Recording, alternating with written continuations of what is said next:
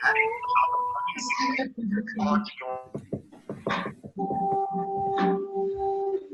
found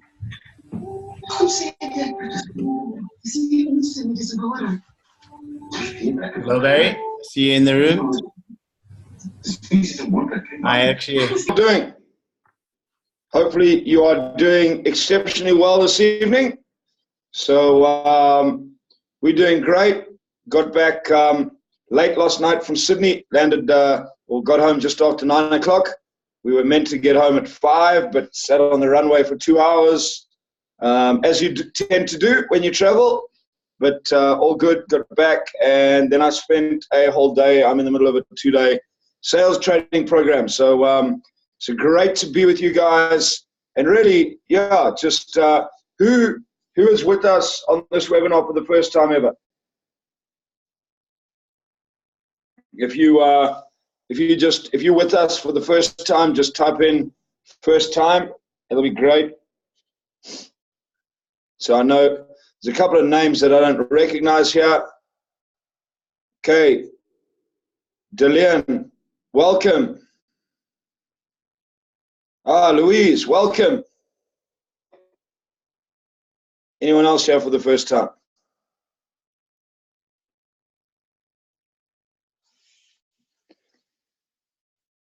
Okay, great. So to the rest of you that get on regularly, Rieni, I hope that's how you say it. Rieni, welcome to you as well.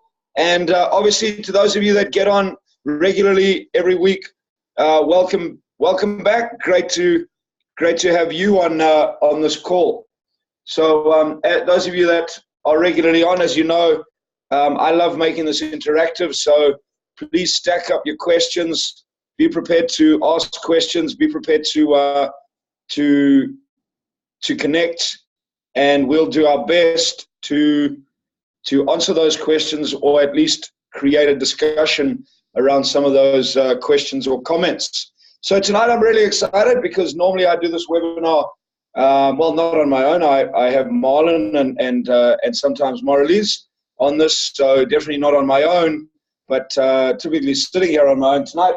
I have Nicole, my wife. So next, welcome.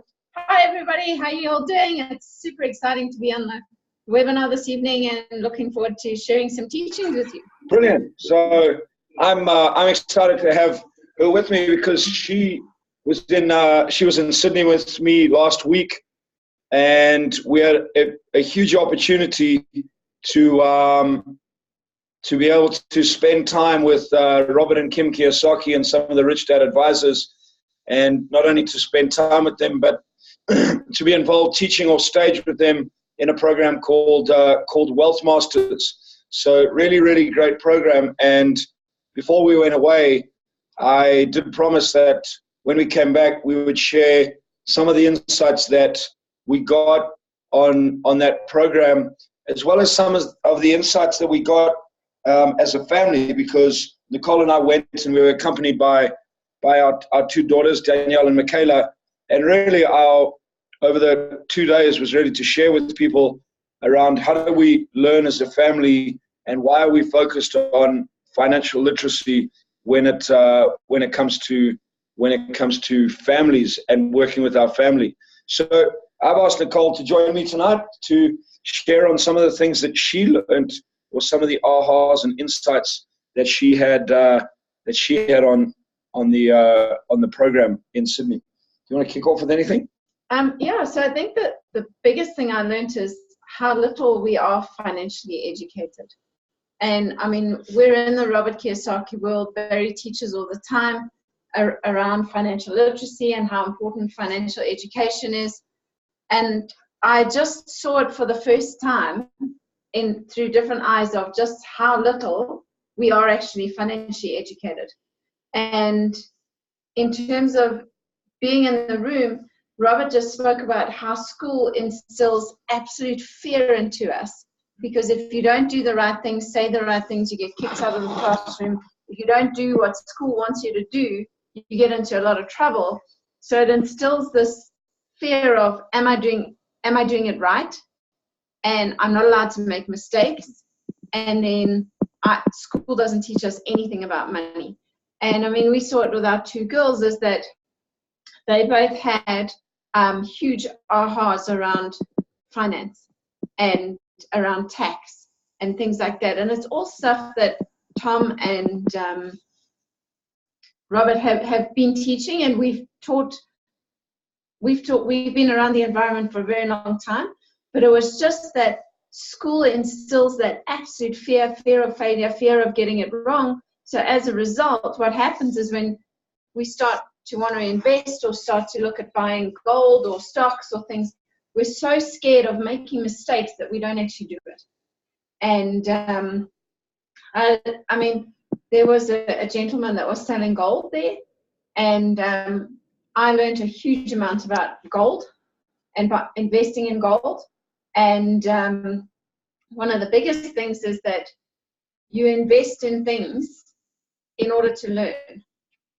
Because when you start investing in order to learn, then you can grow. And one of the Rich Dad advisors, Andy Tanner, he had his two boys there. They are 10 and 12 years old. And his biggest thing was he's teaching his boys to invest. And they bought stocks in Disney, and they bought stocks in, who was the other one, McDonald's? Or Yeah, I think it was McDonald's. But they bought shares, these two little boys at the age of 10 and 12 bought stocks into Disney. They picked Disney because they're kids. Disney's been around for a long time, and everybody loves Disney. They love going to Disney, so that's why they picked Disney.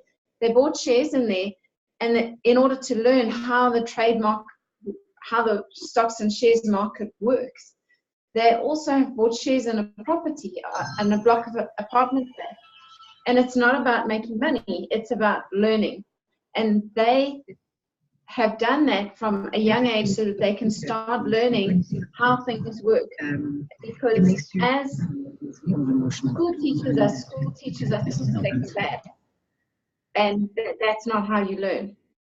And the whole process of investing in finances is about learning.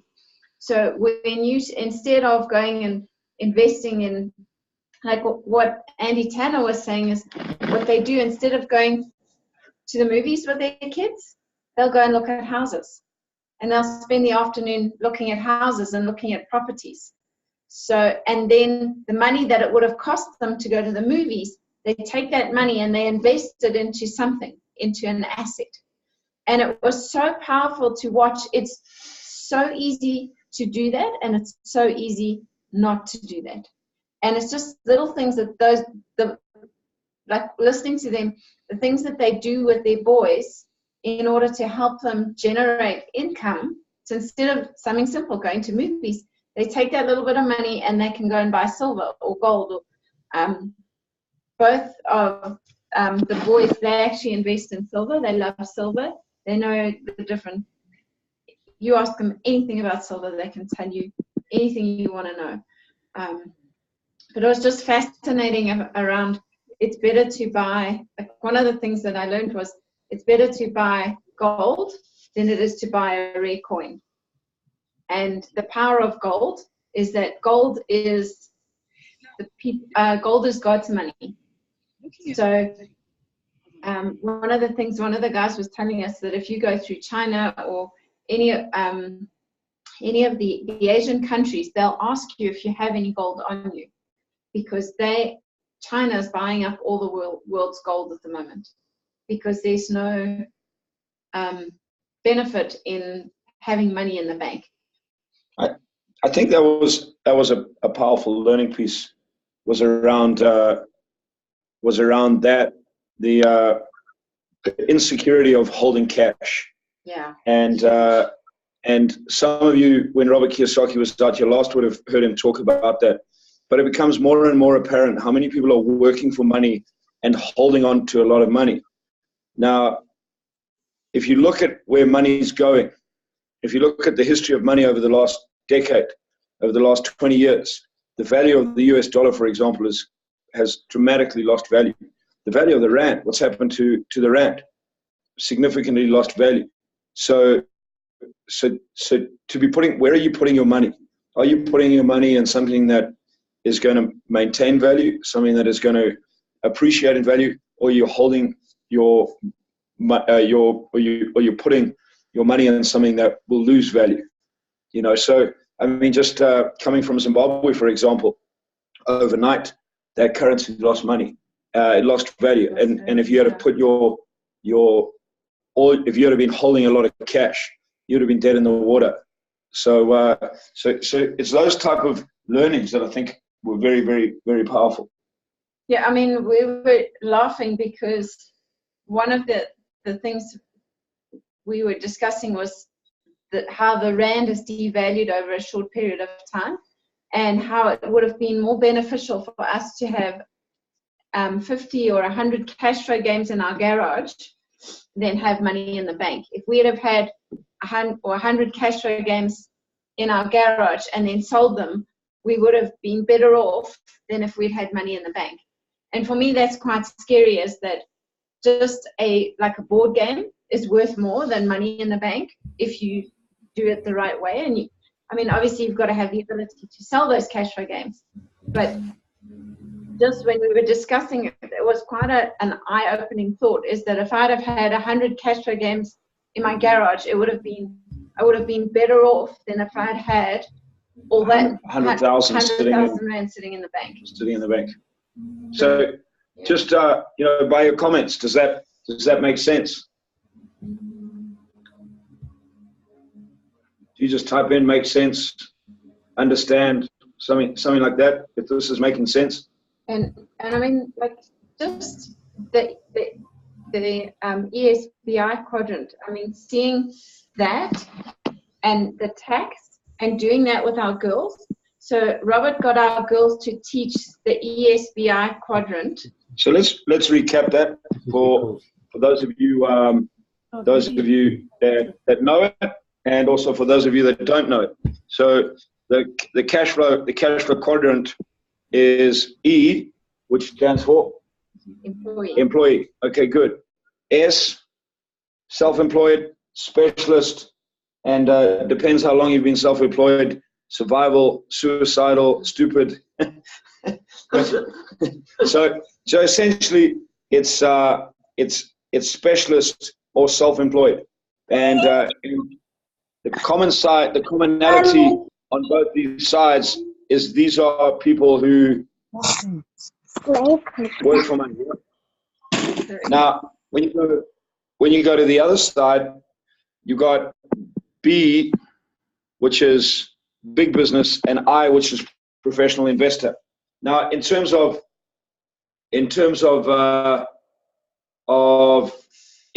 tax, you know, again, and studying with Tom and learning around Tom Wheelwright, but again, it was brought home, and particularly this learning was very apparent for my oldest daughter. So yeah, just that as an employee, you're paying between 40 and 45% tax, or upwards of 40%, up to 45% tax. Anyway, up to 45% tax.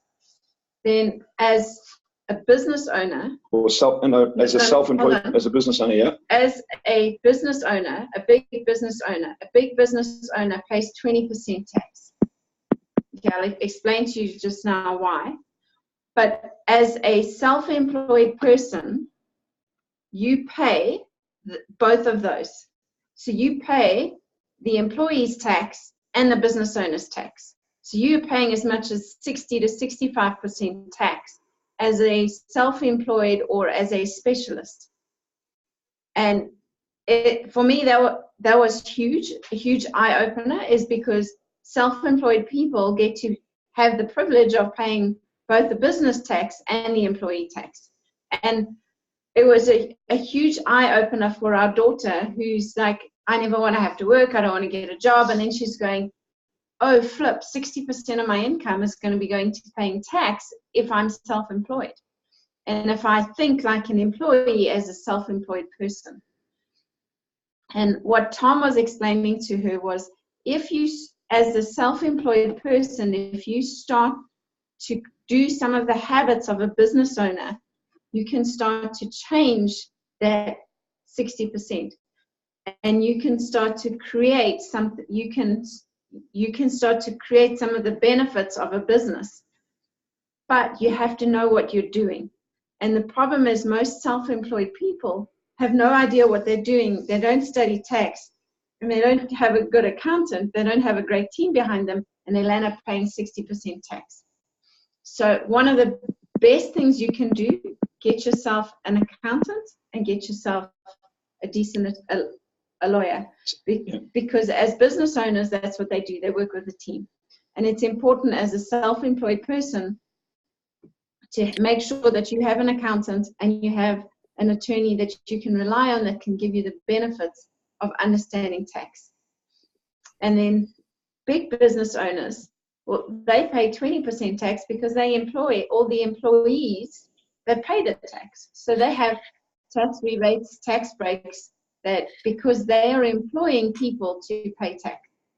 So that they get that reduction. So if you guys understand what Nicole's saying, when you move into the B quadrant, the government incentivizes you because big business, B is big business. Big business really is greater than 500, a team of greater than 500 employees. Now, the government incentivizes you to build a big business. Why? Because they want jobs. So at the end of the day, you end up doing their job for them, creating employment, so they give you incentives and rebates that reduces your tax. So that's why big business pay less tax. And then as an investor, investors, what they do is they invest in the things that the government wants them to invest in. So what they do is they'll invest in research, housing, and so because they invest in the things that the government wants them to do, they can pay up to 0% tax because they are doing what the government wants them to do. And so there's a big thing like between Hillary Clinton and Donald Trump around. Hillary Clinton talks about Donald Trump doesn't pay any tax, but Hillary Clinton is an employee and self-employed specialist who's been paying between 40 and 60% tax her whole life and doesn't understand that Donald Trump's been an investor his whole life and that he doesn't pay tax because he does what the government wants him to do. So it was fascinating just being in a position to understand that it's about doing what the government wants you to do so you get the benefits. So I think the biggest learning that came out of this piece, and especially for my girls, is that at the end of the day, this is key.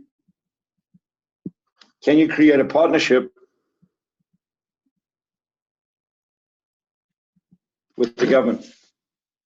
So can you create a partnership with the government? Because at the end of the day, if you legally partner with the government to do what they want you to do, create opportunities to create growth in the economy, that's when you get a rebate. When you get a rebate and tax incentives, you can pay as little as 0% tax. So it's all about awareness. It's all about understanding where you sit and where you want to go to. And as Nicole so rightly said, a key component is who's on your team. Who's on your team that you're learning from? Who's on your team that's advising you? Who's on your team that's going to help you move to the next step of the journey? But importantly, it's a journey, isn't it? Absolutely. And Tabi's thing says 60%. Well, that's quite scary. You're right, it is scary. But most people don't even realize that they're paying 60% tax because they're paying tax on their own salary and they're paying tax in their business.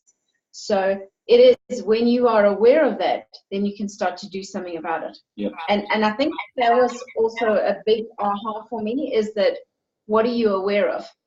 Because one of the things that came up was, like I said, there was a gentleman selling gold and he had a 1 kg gold bar there. And straight away, Robert was like, okay, I'm going to buy a gold bar. And before anybody had done any transactions, the Rich Dad advisors, Tom, who was the tax guy and Garrett Sutton, who was the attorney, they were already working out, can they take it into the US? What's the exchange rate? How they're going to benefit from it? Is it worth it? And before any money exchanged hands. And then what they did is Kim came up on stage and she took all the questions that the attorney and the tax guy had, and she questioned the guy up on stage and said, right, this is what I want to know. Okay, you said the gold bar is, you know, it's going to cost me X amount of Aussie dollars. Well, in the US, I can buy it for this amount. So are you prepared to give me a deduction so that it's the same as what I'd buy in the US? You know, what is the quality of this gold? What does this mean? What does that mean? And, you know, in terms of taking it into the US, what's the, you know, when I declare it at the border, how, you know, I'm going to pay this much tax on it. And it just blew me away how the whole team came together, and they already, before any transactions took place, they were already questioning ABC. And it was such a powerful learning for me, is because so often we go in to buy something and we think, oh, well, I know, so I'm going to, you know, I'm going to just go do it. And just listening to Kim and Robert they've bought gold. They've got, you know, even having bought gold before, they still took the advice from the attorney. They were still learning. They were still asking the questions, and they were still, you know, querying a whole lot of things about all the different practices. And it just blew me away, is that they, even at their level of financial education and the amount of investing they've done, they still did all their research before they performed a transaction. So that for me was really, really powerful, is that who are you getting advice from? And before you're making a decision on what you're investing in, who are you taking advice from? Because it's so easy to think, I know, and not, you know, something as simple as, like in the US, it's going to cost me this much, and here it's going to cost me that much. And then when I take it through the border, I've got to pay tax on it. So are you prepared to give me a discount on the tax that I'm going to pay when I take it through the border? I mean, that just blew me away, how they negotiated it. So I don't know if you want to add anything to that. So I think Nicole really started with this, is one of the key takeaways was, and particularly the takeaway was around kids. You know, if you got children, what's okay, Moose, I'll get to you shortly. If you got kids, what is it that you are teaching your kids? And when you're doing what you're doing with them, are they doing it to learn? Because how many of us are doing stuff first to create the results, and then we're learning along the way, rather than sitting down going, okay, I'm going to get involved in this in order to learn, and out of the lessons I'm going to get, I can get bigger.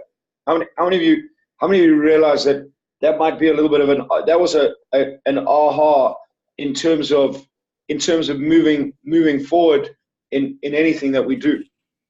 And now it's quite interesting. I spend my life teaching people, so my whole game is around learning, and I'm constantly learning. But to hear Andy Tanner stand up and talk to his boys and then say to them, why are you currently investing in shares? And both of them said, because right now we're learning. We want to learn everything there is to know about shares, so that as we grow, we have the knowledge in order to allow us to be successful. So let's have a look here. Muzi, you wanted to ask a question, or if you just unmute yourself and ask, that's cool. What question would you like to ask? Hi, Barry and James. Hey, Muzi, how are you? I'm good. Yourself, Barry? Good, thanks, John. Great. Yeah, well, what do you want to ask? Yes, I just wanted to ask, does having separate business bank accounts, does that affect your business positively or negatively with regards to the tax that one has to pay? Well, so when it comes to your bank accounts, your tax is paid on earnings. So if you have 3 or 4 different bank accounts, there'll be different charges that you'll pay. But, you know, for me, your tax gets paid on the income that comes through your financial statement. So if your income's coming into that one business, but it might be going into 2 or 3 different bank accounts, you're still going to have to declare income that comes into the business. Does that make sense? So I mean, in our business, we have a couple of different bank accounts. For example, we have one bank account that is purely a holding account for VAT. So when we do invoicing, we take the money that we're going to collect for VAT and we put it aside so that when it comes to VAT payments, we already have that money collected so that we don't go use that money for our business. Does that make sense? But the income is still registered within the accounts of our company. So whatever tax is required on that will be paid on the income. Does that make sense? It does make sense. So in essence, it means that you, irrespective, you will still have to that you have received. No, thanks a lot, Gary. So, Muzi, the other thing that Robert was very clear about was that make sure you're asking the right questions to the right people. Yeah. So, for me, that's a question you should be asking your accountant, because your accountant will have a much better understanding of how your accounts work and what the best way for your setup for your businesses. And that's where it's so key to have the right people. But in a nutshell, you know, in terms, it's not the amount of bank accounts you're going to have doesn't affect the amount of tax you're going to pay. So either way, you've still got to declare tax on your earnings. But I think the biggest thing is that you need to be asking that question of your accountant, because that's the right person to ask that question of. Yeah. And that was something else I got from Robert, was that, you know, who are you getting advice from? Because your accountant understands more about your business than anybody else. So when you have a good accountant, you can ask them the right questions. And I think that was, for me, was a really powerful learning, is that too many of us think, well, I'll just ask somebody, you know, somebody that I think knows, but yet the opinion that we have is based on our business, and we have no idea the setup in your business. So that's where, when you have an accountant and an attorney or auditors, they can help you set up your business in the right way. And that's the best way. But does that make sense, Muzi? Yes, it makes perfect sense. Thanks a lot, Nicole. So I think that's thanks for this great question. That is a very powerful piece of advice. In any business, in any environment, be asking the right people the right questions. You know, so yeah, I think a big takeaway always when I'm around Robert and around the Rich Dad Advisors is, too often when we're in business, we try scrimp and save to go to a place that'll save us money rather than going to the people that can give us the best possible advice. Now, you've got to connect, network, and look around for the people that'll give you the best advice. But at times that might cost you a bit of money, but in the long run, it's definitely worthwhile. Okay, so that was a very powerful takeaway. Ray says, absolutely, I've heard of the BNI quadrant. People literally reduce their personal income from their business and investments to a very low figure and convert all that extra income into passive portfolio income entirely tax-free. So, Ray, again, in terms of the law, legally, it's about finding the right team, the right partners who will be able to advise you in how to do it in the right way. You know, in the last decade in having a business, Nicole and I have had a number of accountants who give us very different advice and also understand the game in very different ways. So, we're clear in what type of people we're looking for to surround us in our team. So it's about finding the people that really understand what you want to try and achieve in your life. So, there's ways and means of doing it legally, and I think that is a key component, and Robert always teaches this. There's ways and means of doing it legally, and that's the important part, and that'll come from the right advice. So cool. Maybe you can show them what we learned about the income statement. Yeah. So, and just share that, because I think that also will help people get a lot of clarity. It certainly was a big aha for me.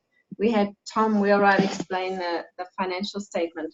And for me, this was really, really powerful learning on the income statement, and as it was for our girls. And I think that the biggest lesson for me was that keep it simple. Just keep it as absolutely as simple as possible. So those of you that have been around Kiyosaki, that have been around us, that have been to Awaken Your Financial Genius, that have read Cash Flow Quadrant, you should know this or understand this. So this is income, expenses, assets, and liabilities. Now, how many of you have had confusion over the years, months, whatever you've been in, around financial statements, understanding where things go and how they go? How many of you have been a little bit like me, like Nicole, where over periods of our career time, we've had a lot of confusion around how this works? Now, one of the things, how many of you could just connect with me on that? Type in a yes or a that's me in the chat box. Let's see who can connect with that.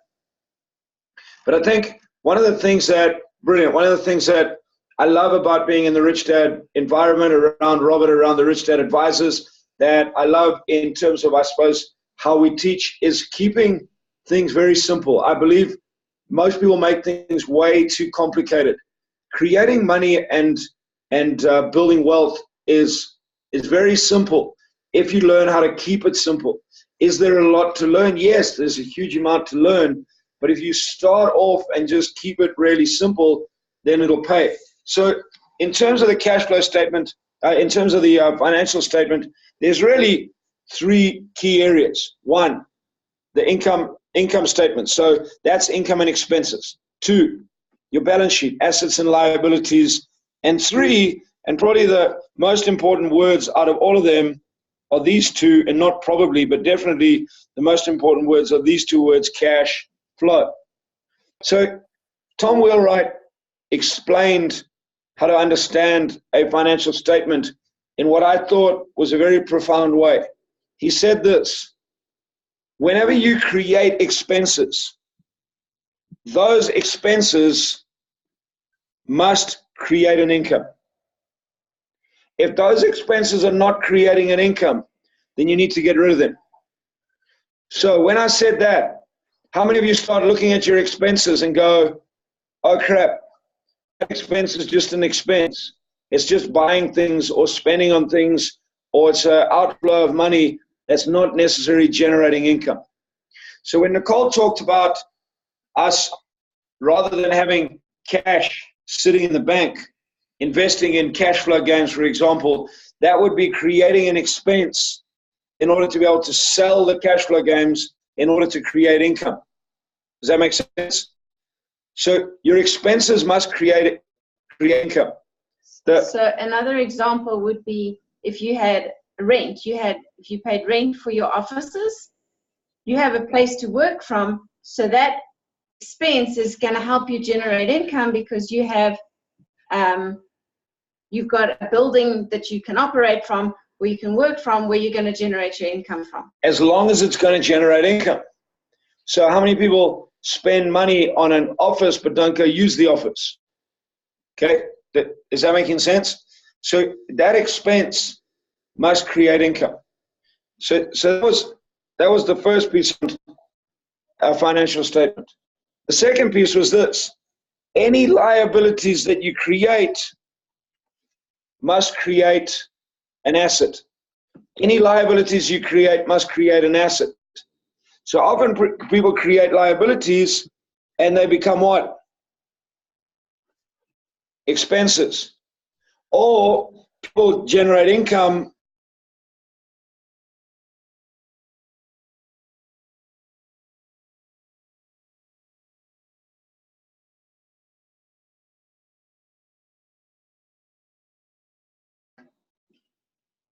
was this. Assets must create income, which ultimately is cash flow. So assets must create cash flow. Now, the important part of cash flow is that cash flow must be positive. So I don't know about you, but when I saw Tom explain it like this, I could straight away take it back into my business and say in any of my businesses, are my expenses creating income? Is what I'm spending money on allowing me to generate income?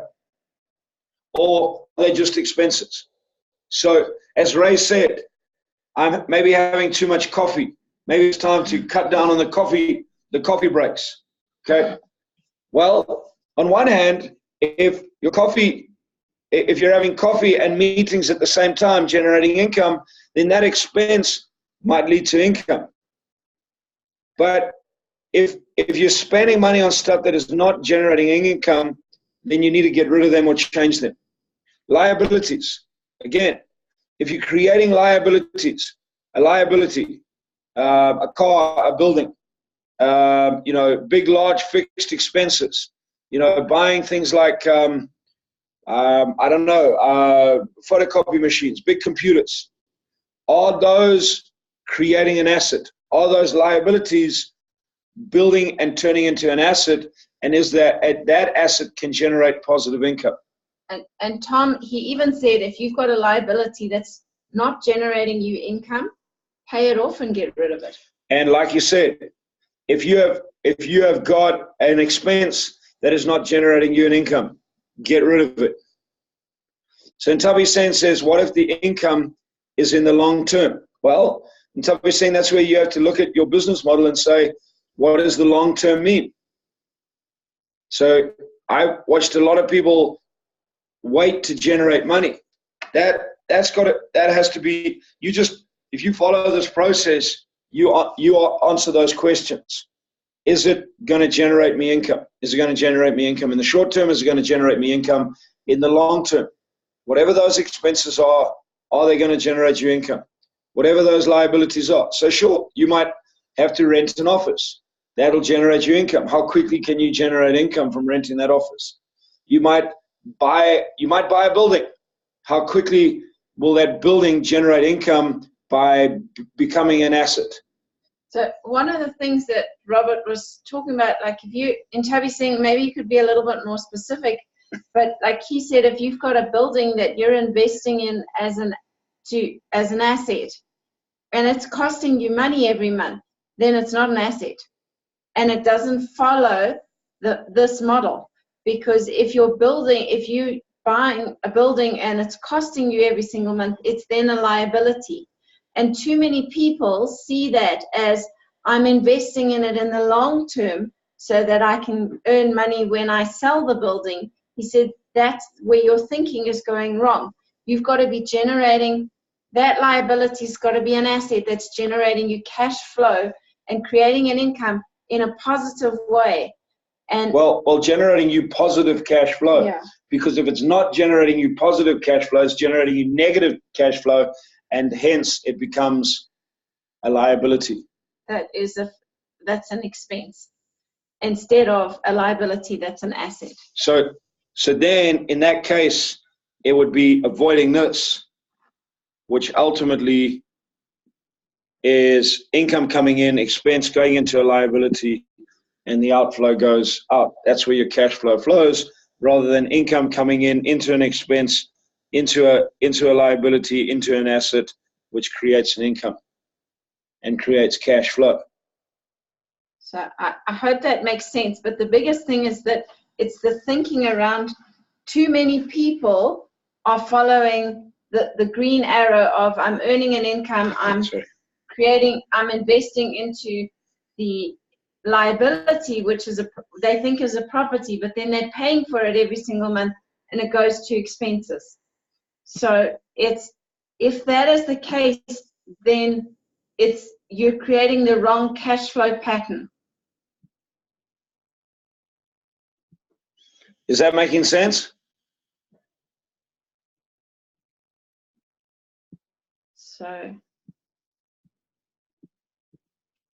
So any questions or comments around that? Ray, very true. An asset today can be a liability tomorrow. Have a system that continuously watches and reviews your numbers daily, weekly, and monthly.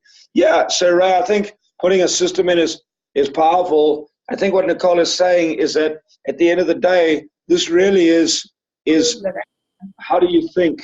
This becomes the mindset that you create, that if everything that you do is you're looking to say, are my expenses allowing me to generate income? First question, are my expenses allowing me to generate income? Are my liabilities that I'm creating allowing me to generate an asset? And are my assets generating income, which in turn is positive cash flow? And if you really get that and you keep it as simple as that, when you take it into any business, into any investment, into any environment, that will allow you to be able to move into the right quadrants, into the right segment. So yeah, I mean, Mercy says, yes, it's making sense. It calls for me to do an audit on expenses that are not creating income. Very good. And I think that's the biggest thing, is that be aware of what expenses you have. For us, that was something we were like, wow, we need to look at this, because we have liabilities that are not creating assets, which are not creating positive cash flow. And we have expenses that are not generating us income. So how are we going to change that pattern of thinking? And obviously, there's a lot of things that you can't change immediately. But for us, we kind of looked at it and went, okay, cool. Now we have a starting point. We know that in future, moving forward, anything that we go into that we're looking at for an expense, we're going to start to generate it. We're going to use it to create an income. Any liabilities that we're going to create, is it creating an asset? And is that asset generating a positive cash flow for us? And it's that creating that thinking, that when you have that thinking around this pattern, then you can generate something different. So those of you that have done any events with me around sales, around business, you'll know that the one thing that we teach is sales equals income. Now, to put this in context, one of the things when Nicole was sitting there, she said to me, wow, now I understand when you say we need to go and buy X product in order to hold X product, in order to create an income out of the X product. Because, so just take cash flow games. So if we go and spend, I don't know, 40,000 Rand on cash flow games, so you go spend 40K on cash flow, those cash flow games immediately become a what? So that 40K immediately will go where? It's an expense. Okay, good. So that 40K will go straight into here, will go straight into an expense. So it goes in there. Now, if we sit on those cash flow games, if we just sit on them, it becomes a what? A liability. It becomes a liability because we just got money tied up. So what we have to be able to do is we've got to take that product, we've got to sell it so it shifts, so that money shifts where? Becomes an income. Into income. So when you, in your business, when you're thinking about it, you're going, the money that I'm spending, can I turn it into an income? Okay? Because if we had all the cash flow games sitting in our garage or sitting in storage and we didn't sell them because we didn't have the ability to sell, those cash flow games then become a liability because they're not generating anything. As soon as we sell them, they generate income. Once we created that income, that allows us to be able to decide whatever we're going to do with the profitability. Is that making sense? So the income that we generate from selling those cash flow games, we can then say, right, are we using that to put into expenses, to the running costs of the business, which would then generate more income? Or are we going to take that money and invest it into more product, which is also another expense? Or are we going to take that money and invest it into property or assets, which then becomes a liability, which then becomes an income? So what we might then decide to do is say, you know what, our business around cash flow is going really well. Why don't we buy a little trading venue so that trading venue, now we can run cash flow clubs. Now, that, I don't know, let's say that the cost of that is R1 million, a little training venue. But let's say that it's R1 million. Now that R1 million now becomes what? A liability. Now that now becomes a liability. Now, if we don't fill those rooms on a regular basis, if we don't get people coming in to play the game, and that just sits as a room that's now not generating income, it stays as a liability and increases our level of what? Expenses, and the cash flow is flowing negatively outwards.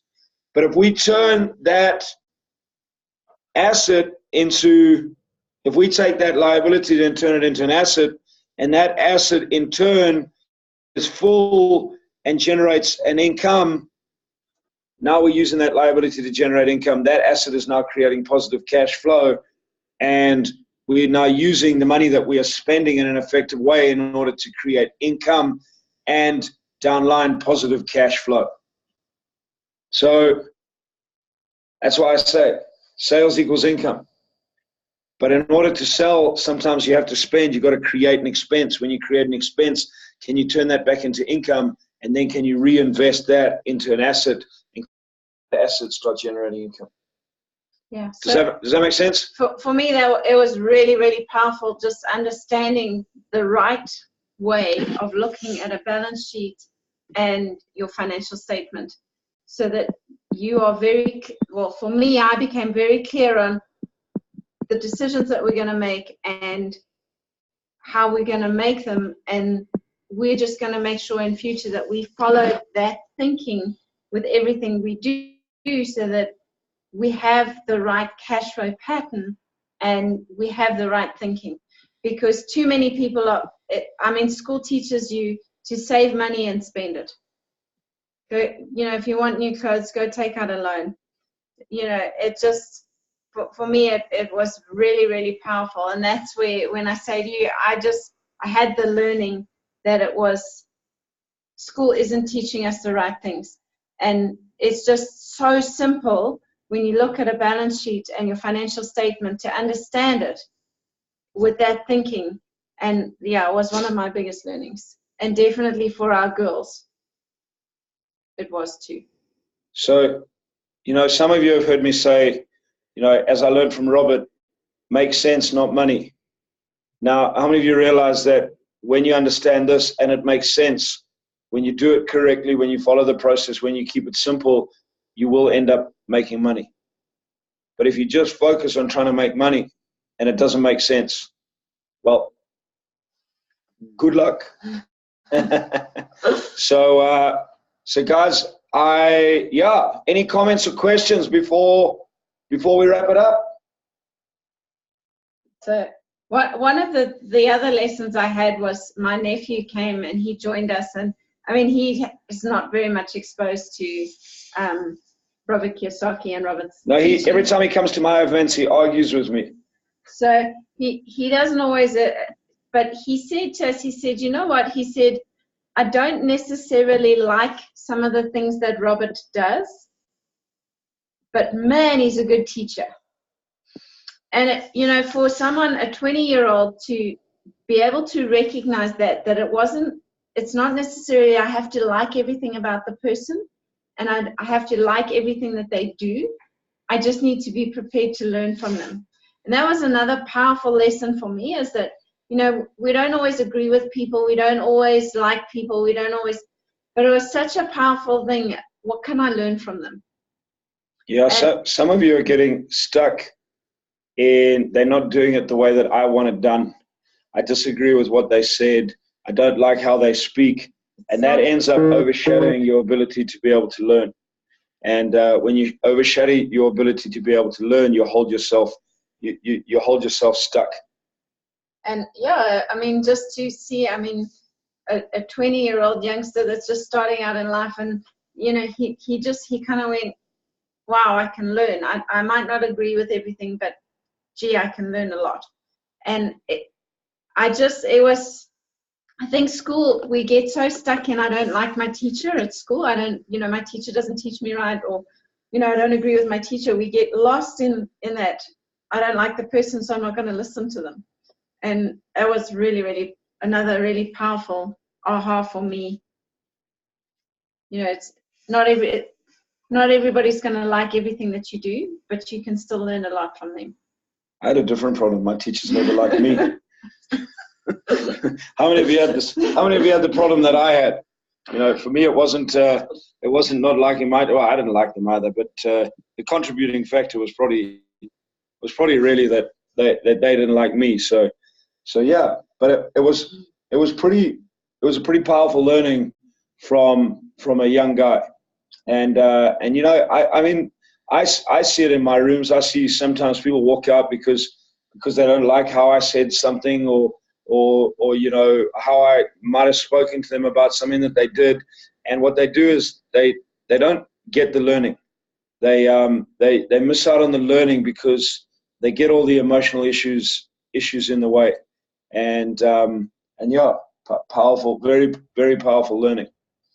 So yeah, and I mean, for me, our girls had such a powerful learning. I mean, Michaela was like so excited about how she could take what she'd learned and apply it to her accounting at school, and Danielle as well, because they just said, the accounting teachers don't teach you why. They just learn it and do it, and that's it.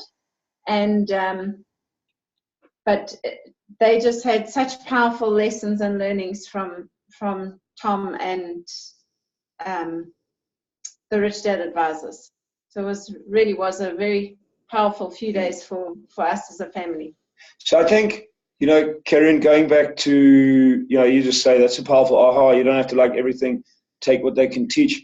The other takeaway, and the other thing that I observed with my nephew was sometimes people make decisions before they really understand the context. And when we were talking about it, Nicole and I really understand the Rich Dad context very well. We've been around it for nearly a decade. It's what we do. It's who we teach. And he didn't really understand that. So, sometimes people will pull themselves out of it before they really understand what they have, before they really understand what they're in. And there's a difference between, when you go into an environment where you actually just do not connect with the values that they're teaching. So how they're teaching and what they're teaching versus the values and the things they're teaching are different things. So, but this was really just his statement around, how the things that he does, and some of the things he does, I didn't really, some of them I didn't really like, but I learned a lot, and I was prepared to learn. So, So, that was very powerful. So next, just closing words to end off before I close up. Yeah, just super excited to have been on the webinar this evening. Awesome to see so many of you participating and getting involved. So it really is awesome to be part of it. And I just want to say thank you all for being prepared to listen to us and being prepared to let us share our teachings. And we really hope that you can apply them and that you found value in them. So thank you very much. Cool. Thank you. So how many of you are excited that Nicole was on the call tonight and you didn't have to listen to me all by myself again? Don't you dare say anything. Anyway. So no, great having her with me. Just in closing, I think one other thing that I'd like to share with you is this, we've just come back from Sydney. being in Sydney for 3 days with Robert and Kim Kiyosaki, spending direct time with them, being able to work with them directly, learn from them, be part of their team. That has been a journey that we've been on for 11 years. And, I think those of you that have just started your journey, those of you that have been on the journey for a while, be true to who you are and be true to what you do, because when you do the right things, when the time and the timing is right, the right things will happen. Many people are too impatient. Many people think they deserve something before the time and the timing is right. And I think, just Nicole and I were speaking about it while we were there, and looking back on the last decade of this journey, and us being in Sydney at that time was the right timing. Both of us were ready for it at that time, yet we've been in this environment. So just, be true to who you are, be true to the journey that you're on. Have faith. Faith is very powerful. Faith is believing in what you cannot see and hoping, having faith in what you hope for. You can't see it. You don't know if it's going to be there, but just trust that if you do the right stuff, if you do the right things will happen. That's how life works, but not always when you want them and how you want them. So, for me, that was one of the key reminders that I had again, is just keep moving on that process, and that process will grow. So, I just want to thank you guys for being on the call tonight. I truly hope you got value.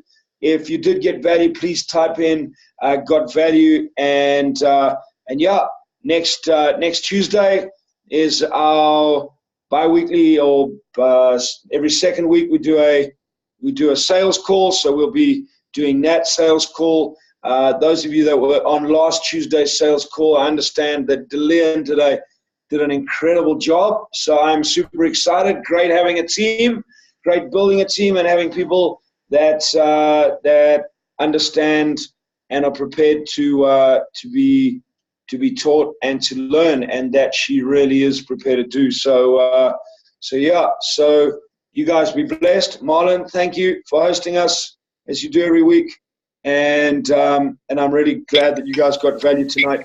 So those of you that are interested, the next Play the Money game, the free event. No. Yeah. The next Play the Money game free event is I think it's on the 30th of September. Marlon, is that correct? 13th of October. Whoops. 13th of October. Okay, good. So there we go. Awaken Your Financial Genius Introduction, Play the Money game, 13th of October. So I'm going to encourage you guys, come along to that. It's an inexpensive event. It is, it's 150 Rand per person. Come along to that. It's at the Nickel Hotel, but my goal is to move it from the Nickel Hotel, because really at the Nickel we can do 60 people. My goal is to get that event up to 120 plus, and really start being able to make a significant difference to the financial future of our country and our continent. So if you haven't been to Play the Money game, sign up for it. Come to it. Come and join us on the 13th of October. If you have been to Play the Money game, sign up, bring some mates, and come and join us. And this is what I know, is that the learnings that we've had from, we got to play cash flow with Robert and Kim, and Danielle was so excited that she got to play cash flow in a room with the Rich Dad Advisors, and the learnings that we had from playing cash flow from them, we just want to share those with you. There's so much more we learned, and so be there at Play the Money game, and you can have those learnings too while you're playing the game. 100%. So, see you on the 13th or on the next webinar. And yeah, I love that, Len. It's not what it'll cost, it's what it'll cost you not to be there. So on that note, what will the cost be? Marlon, over to you. Thank you, Barry. Thank you, Nicole. That was huge learnings.